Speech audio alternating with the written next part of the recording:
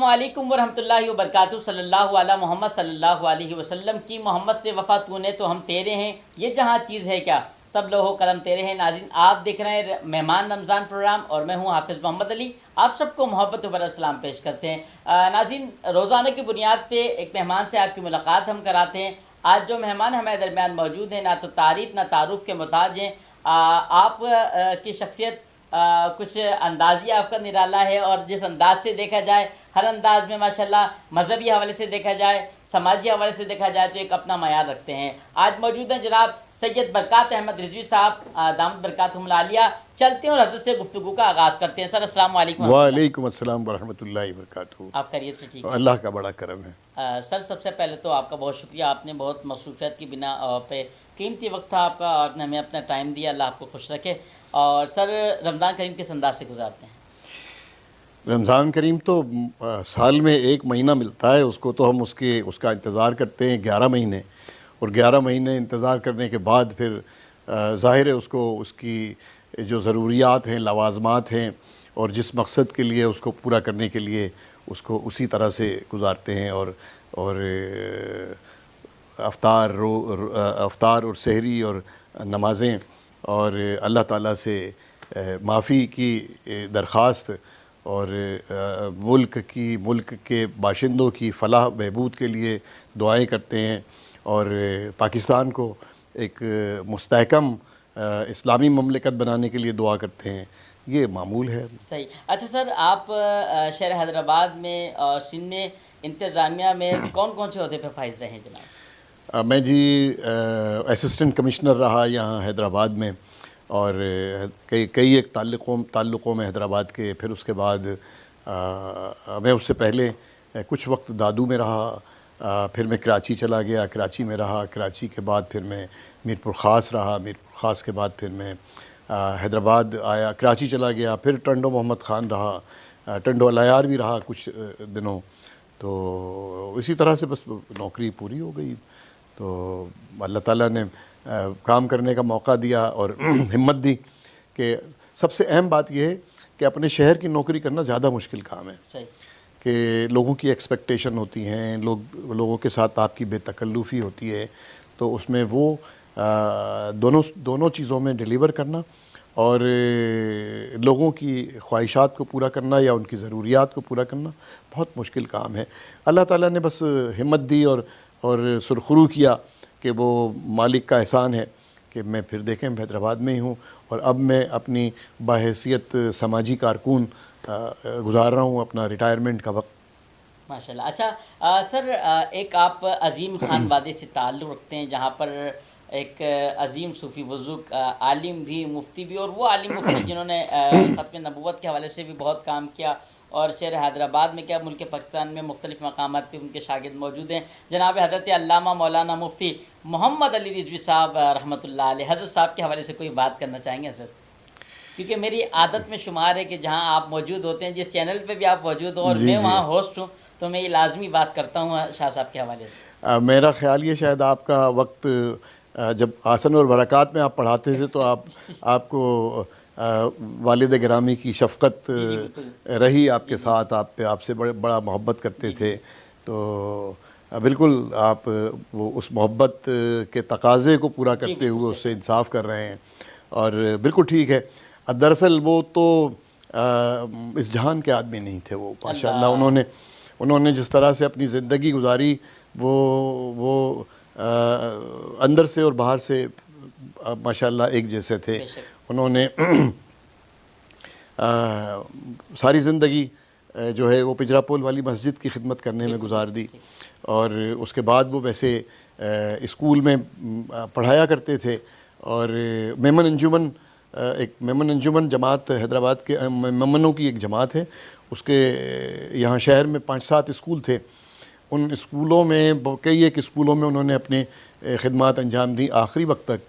جب وہ قومی اسمبلی کے ممبر منتخب ہوئے اس وقت تک وہ ان اسکولوں میں، بلکہ یہ جو نیو کلاتھ مارکیٹ کے سامنے والی راستہ ہے اس پر ایک 3 نمبر اسکول تھا میمن انجمن کا، اس میں اس کے وہ ہیڈ ماسٹر تھے۔ تو انہوں نے درس و تدریس کو اپنا ذریعہ معاش بنایا، یہ ہم کیونکہ امامت بھی کرتے تھے وہ، تو مجھے تو پتہ ہی نہیں تھا اس بات کا کہ مجھے یہ میں سمجھتا تھا کہ شاید مسجد سے بھی ان کو کوئی وظیفہ ملتا ہے۔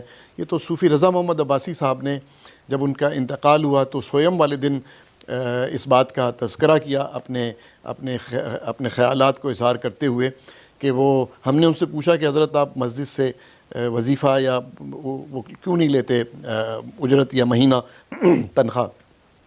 انہوں نے کہا نہیں، وہ میرے پاس یہ جو میں پڑھاتا ہوں اس کی تنخواہ آتی ہے، اور اس کے علاوہ جو میں خطیب بھی ہوں، تو میں مختلف جلسوں میں اس میں جاتا ہوں، تو وہاں سے جو خطیب کو جو یہ نذرانہ دیتے ہیں، وہ نذرانہ اور اسکول کی تنخواہ ملا کے میرے معاملات اللہ پاک کے فضل و کرم سے صحیح چل رہے ہیں۔ تو اس لیے میں نے مسجد کی طرف توجہ نہیں دی، اور دوسرا یہ کہ لینا کوئی مسجد سے اجرت کوئی بری بات نہیں ہے، مگر وہ میں نے کہا کہ میں مثال قائم کروں، تو انہوں نے 1951 میں ہم یہاں حیدرآباد تشریف لائے تھے، مثلا انڈیا سے ہجرت کرنے کے بعد وہ آئے تو لاہور میں انہوں نے اپنا پڑاؤ ڈالا، اور پھر حیدرآباد کے بالخصوص جو ہمارے جو راجپوتانہ سے اسٹیٹ الور اور اس کے گرد و نواح کی آبادیاں جو تھیں،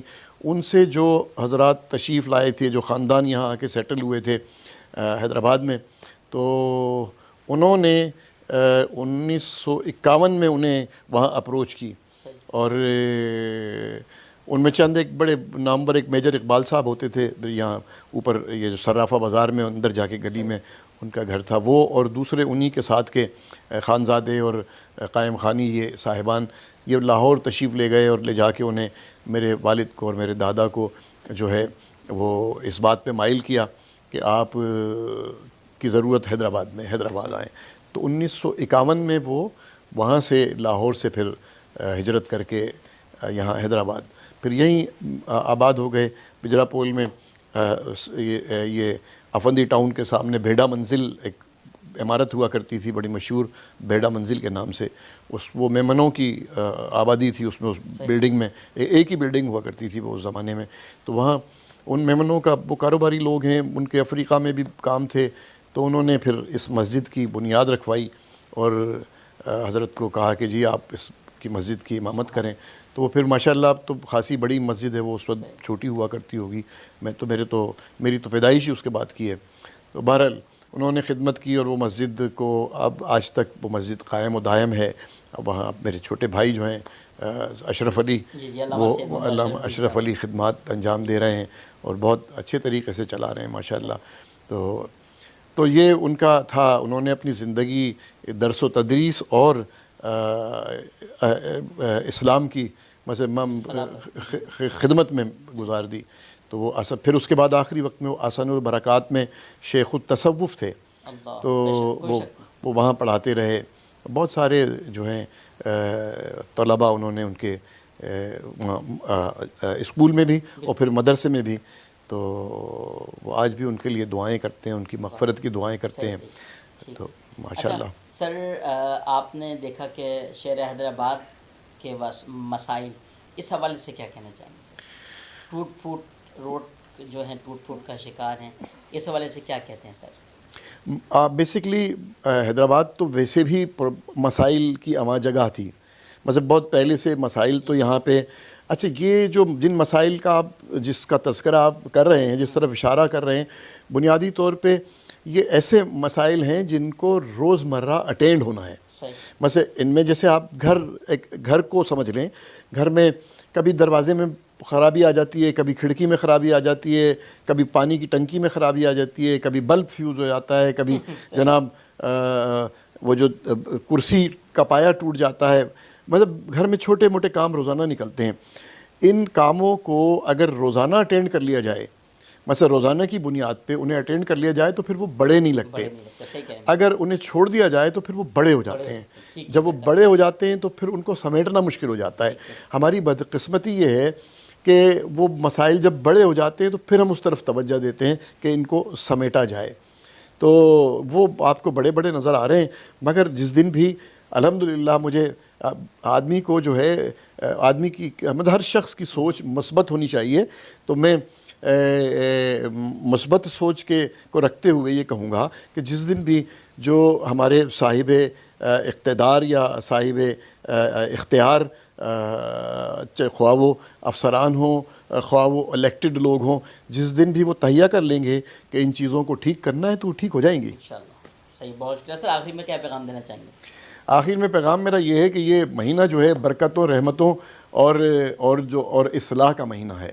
اس مہینے میں برکتیں، رحمتیں سمیٹنے کے ساتھ ساتھ فلاح انسانی پہ توجہ دینی چاہیے، کیونکہ اسلام کی جو تھیم ہے، اسلام کا جو کیا کہتے ہیں اس کو موضوع ہے، تو اسلام کا موضوع ہے بنیادی طور پہ فلاح انسانی.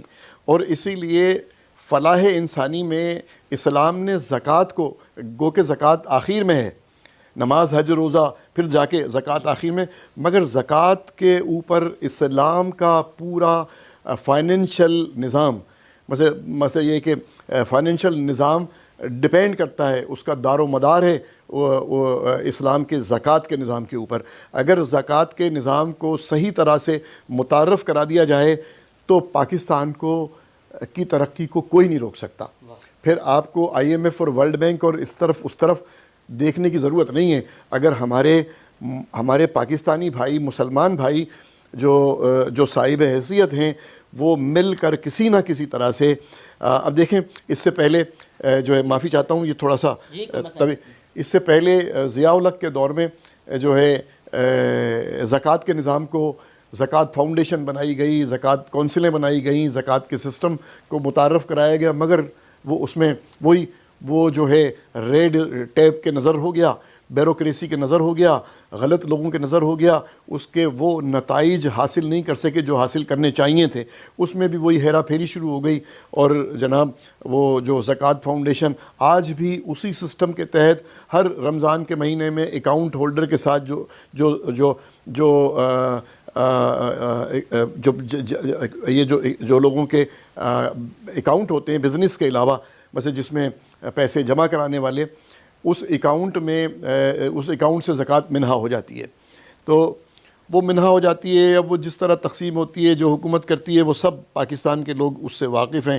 تو اگر اسی کو کسی بہتر طریقے سے اور ایسے لوگوں کو لایا جائے کہ جو اس پر پراپر کام کریں اور اس کو ملک کی ترقی اور ملک کی یہ پسماندہ جو لوگ ہیں، غریب لوگ جو ہیں، مستحق لوگ ہیں، ان کے لیونگ کو، ان کے رہن سہن کو، ان کی خوراک کو، ان کے بچوں کی کفالت کو یا ان کی کفالت کے لیے استعمال کیا جائے، تو الحمدللہ مجھے کیا ہر مسلمان کو یہ پکا یقین ہونا چاہیے کہ اس سے ملک کے حالات یقیناً بہتر ہو جائیں گے. بہت شکریہ سر، آپ نے قیمتی وقت عطا فرمایا.